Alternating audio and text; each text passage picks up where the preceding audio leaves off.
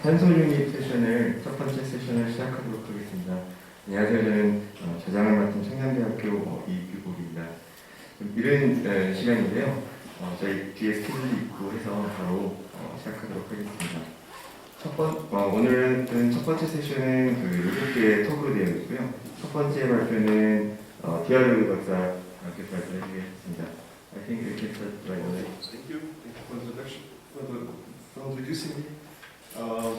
Dear ladies and gentlemen, thank you for coming to my presentation.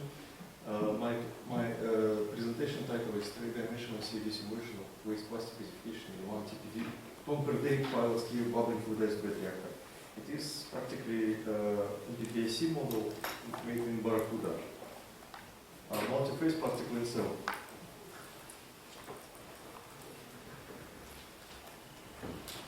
So why do we need to model this?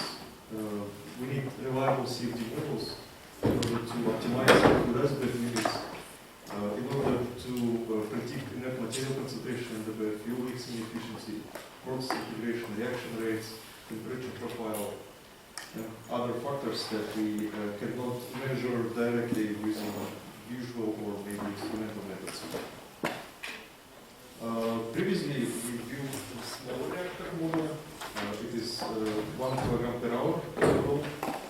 It was based on an experiment that was conducted in here. Practically, it was a small reactor, lab scale, with the height of 1 meter. And we developed, based on that model, the physical model of the reactor that predicts the reactor performance, and chemical model including pyrolysis, standard reactions typical for gasification processes like carbon oxidation, reaction with steam, CO2, and so on. And also we included there the hydrocarbons that develop from the pyrolysis of plastics that are included into the SRF fuel. Based on this chemical model, we are further developing 1 TPD scale-up reactor. Practically, it's 6 meters in height, and for the model, we use the insides of the reactor. So practically, you can imagine it as if we pour inside some water, freeze it, and take the measurements of the reactor. The internal diameter of the reactor is 400 millimeters. This is the previous reactor. Previously, I presented the results on previous conference of Chemical Society, and used the experimental data that was also published already. You can see the reference here. So model description, it's typical multi-phase particulate cell model based on which is modeled in CFD Barracuda VR software, which is also well known. You can see it here, the gas-phase reactions, solid-phase reaction model description. Drag force, in our model we use the model for drag force. If we go further to the model setup, so our fuel is SRF fuel, which is high volatile because it is mostly plastics, low, comparatively low fixed carbon content, low ash content, and if we compare it with other fuels, we see that it has very high concentration, great percentage of calcium oxide, titanium oxide, aluminum oxide, but in our model we cannot, at least until now, we cannot model the catalytic influence of ash on the process itself, on chemical reactions. It is one of the assumptions that we take, kind of don't take into account the catalytic effect of ash. This is the description of the particle devolatilization submodel. So practically we have solid carbonaceous fuel which pyrolyzes then it decomposes to pyrolysis gases, tar, oil, naphtha, oxygenated compounds, char, and then they go into reaction like oxidation reaction, reforming reactions, and so on. Pyrolysis rate is defined as Arrhenius expression. These are the characteristics. And this is the geometry of the reactor. So the height of the reactor is 6 meters, but internal height is 5.5 meters, roughly. And the internal diameter is 400 millimeters. In order to build the model, we need to create the grid. So in our case, the grid is 23,856 cells.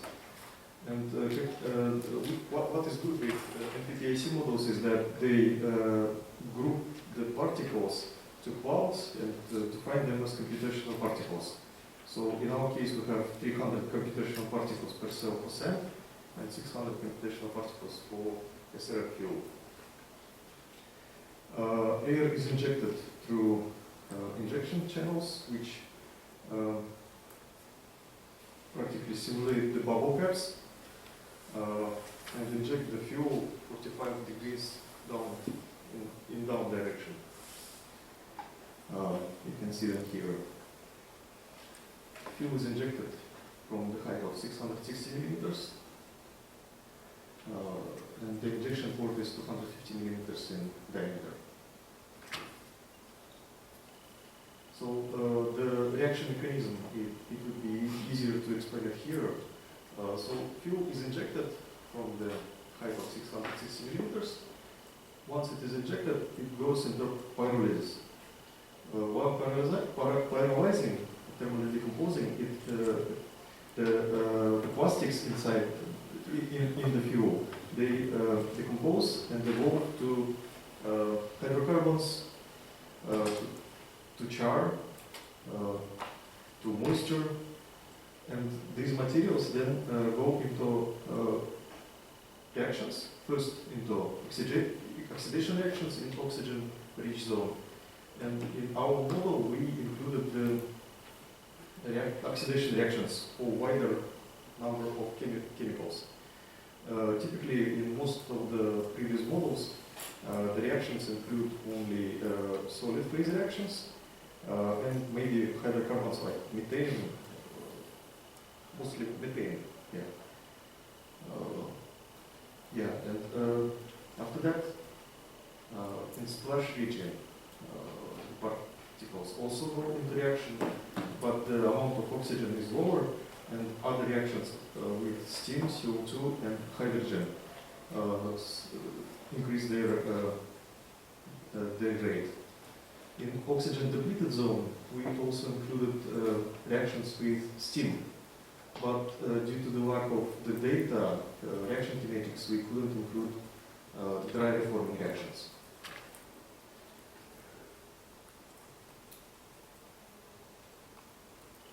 So this is the list of the reactions: heterogeneous reactions, homogeneous phase reactions, hydrocarbons oxidation reactions, and then hydrocarbon steam reforming reactions and dark cracking reactions. So these reactions usually are not included in other models. For example, when previous researchers simulate model the gasification of biomass, they don't need that reactions, but they are needed for the plastics gasification simulation. This is the visualization of the flow. In the beginning, we also decided to introduce small amount of fuel, just to ramp up the model earlier. So when we simulate the model, we don't have much computational time. In our case, it's just 30 seconds. And in order to simulate the situation when we already have some amount of fuel, I included here small amount of fuel into the onto the top of the bed.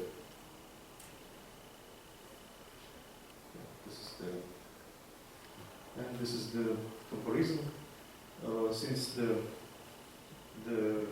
main novelty of this model is including more chemical reactions, I decided to show this as the main result. So as you see, we have more or less good agreement with the experimental data.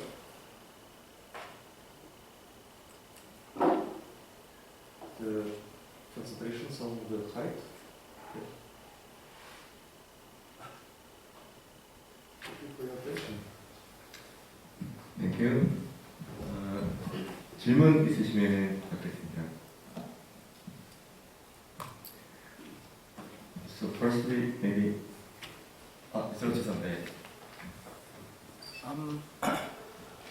Thank you for your nice presentation. I think that in plastics there are many pollutants. For example, chloride, sulfur, many others. So could you tell me about this? How to remove or treat the pollutants? Technologically, we can remove pollutants using wet materials, solvents, zeolites. But in our case, in our model, we didn't consider this question. I think that we can model this separately. And in reality, I mean, in your model, no treatment of pollutants, Yeah, right? yeah. I agree, but in general, in experiment, in reality, how do we can remove those pollutants in plastics? One of the methods, I think, bed materials, to use bed materials that can absorb chemically the pollutants. And another way is to use downstream conditioning of the gas. The cure is now is thinking about those some removal technology of synth gases. There is some technologies to remove pollutants Yeah, understand. in the downstream flow. Yeah, I understand your question, but frankly speaking, I'm not aware if other teams are working on that. But I think two methods is to use bed material that can absorb chemically, and the second is to use downstream absorbents, so remove in downstream. Okay, thank you. Thank you. 네, 혹시 또 다른 질문 있으실까요? 시간이 있는 건데요.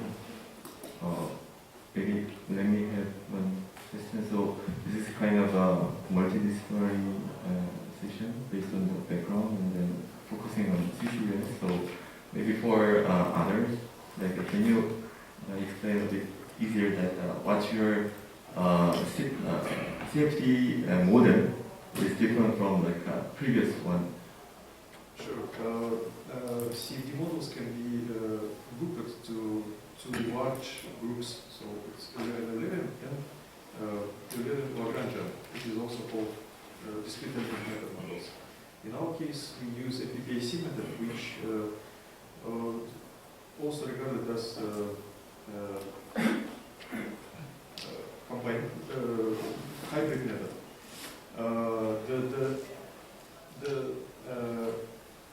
disadvantage of the Euler-Newtonian method is that it considers the material solid phase as fluid phase. The disadvantage of the Euler-Lagrangian model is that it requires a lot of computational powers. So computational time is too long. So even very small, very simple models, they will take ages to model and simulate. In our case, we use a PPAC method in order to optimize the computational time required for the modeling. So practically the model groups the particles into clouds. These clouds have similar, each cloud has particles with similar chemical composition and particle size distribution. And based on that, the model is optimized to to reduce the computational cost. Okay. Thank you for your kind explanation. 혹시 다른 질문 있으실까요? 네. 없으면 좋은 발표해 주는 대학원한테 좋은 박수 한번 주세요.